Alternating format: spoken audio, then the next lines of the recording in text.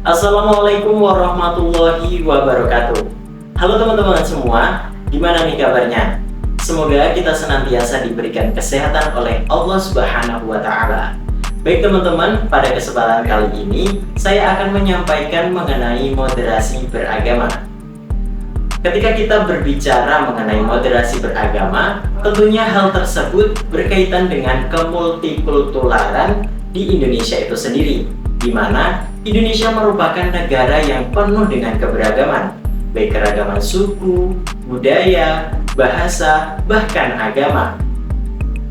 Keragaman tersebut tentunya dapat menjadikan Indonesia sebagai negara yang menarik dan unik. Akan tetapi di sisi lain, hal tersebut dapat menjadi sumber dari konflik di Indonesia, di mana keberagaman tersebut dapat menjadikan fanatisme buta, pertikaian dan perselisihan, bahkan bentrok yang dapat meruntuhkan falsafah negara, yaitu Bhinneka Tunggal Ika.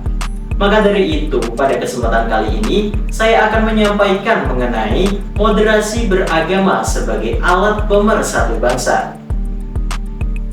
Baik teman-teman sekalian, sebelum kita berbicara mengenai moderasi, tentunya kita harus tahu apakah arti dari moderasi itu sendiri. Moderasi adalah jalan tengah dari dua hal yang mengalami kesenjangan sosial atau gesekan sosial. Lalu apakah arti dari moderasi beragama? Moderasi beragama adalah bagaimana cara kita bersikap, memandang dan berperilaku melalui jalan tengah dalam beragama supaya kita tidak berlebihan dan tidak ekstrim dalam menjalankannya. Lalu bagaimana cara kita agar bisa mencapai moderasi beragama tadi? Jawabannya ada dua, yaitu yang pertama, kita harus menjadi umat yang wasatiyah, yaitu umat yang berada di tengah-tengah, umat yang moderat dan tidak berlebihan. Dalam Al-Quran Surah Al-Baqarah ayat 143 menjelaskan, Bismillahirrahmanirrahim. وَكَذَلِكَ جَعَلْنَاكُمْ أُمَّةً وَسَطًا لِتَكُونُوا شُهَدَاءَ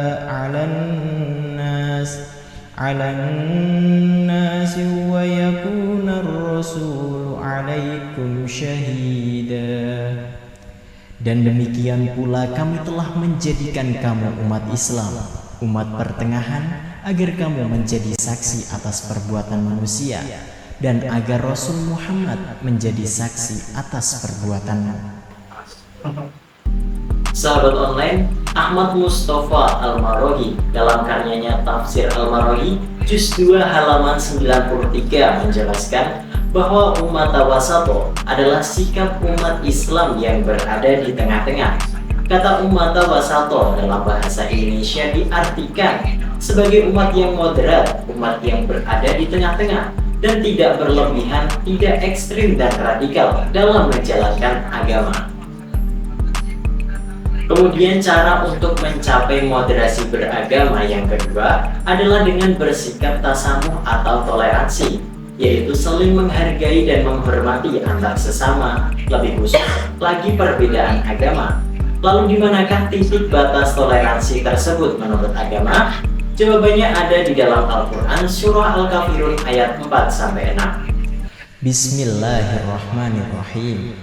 Wala ana 'abidum ma 'abadtum wala antum 'abiduna ma a'bud lakum dinukum waliyadin. Dan aku tidak pernah menjadi penyembah apa yang kamu sembah, dan kamu tidak pernah pula menjadi penyembah apa yang aku sembah. Untukmu agamamu dan untukku agamaku.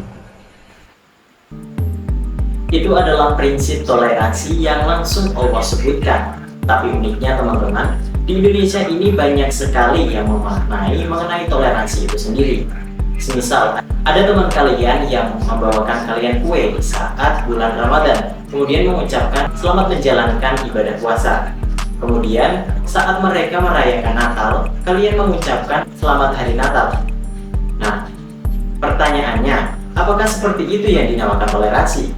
Kemudian, di manakah titik batas toleransi kalau seperti itu? Tentunya hal tersebut bukanlah yang dinamakan toleransi. Karena Allah sudah jelas menyebutkan bahwa bagimu agamamu dan bagiku agamaku. Toleransi itu saling menghargai dan menghormati antar sesama, tapi bukan merupakan masalah akidah dan keyakinan.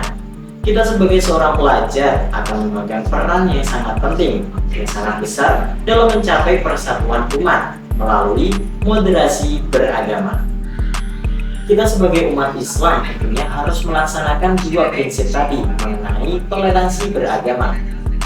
Yang pertama yaitu kita harus menjadi umat yang wasatiyah, yaitu umat pertengahan, umat yang moderat dan tidak berlebihan. Yang kedua, kita harus bersikap toleransi dimanapun, kapanpun, dan kepada siapapun.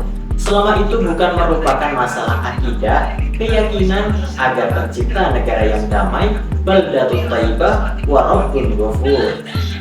Baik teman-teman, mungkin cukup sekian yang bisa saya sampaikan. Terima kasih dan sampai jumpa.